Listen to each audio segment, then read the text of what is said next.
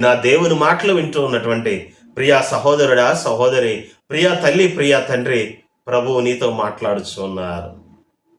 ఆయన దినమెల్లా చేతులు చాపాడంట, రండి నా కుమారులారా, నా కుమార్తెలారా రండి, నేను మిమ్మల్ని అక్కన చేర్చుకుంటాను అని చెప్పి ప్రభు అంటూ ఉన్నారు.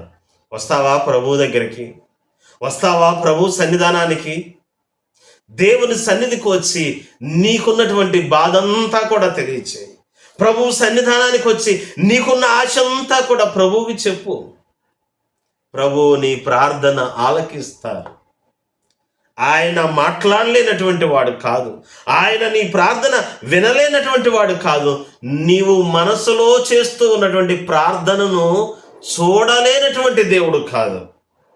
నువ్వు పైకి మాట్లాడలేకపోయినా నీ మనసులో నువ్వు ఏదైతే ప్రార్థన చేస్తూ ఉన్నావో, నీ అంతరంగములో నీవు ఏదైతే మౌనముగా దేవుని సన్నిధిలో నీ ఆత్మను కుమ్మరించుకుంటూ నీవు ఏదైతే మనసులో విజ్ఞాపన చేస్తూ ఉన్నావో, నీ అంతరంగములో ఉన్న దాన్ని కూడా తొంగి చూసేటటువంటి దేవుడు.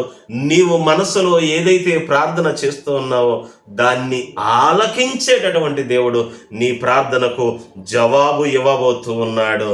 నీ ప్రార్థనకు జవాబు కావాలి అంటే ప్రభువు సన్నిధానానికి నువ్వు రావాలి.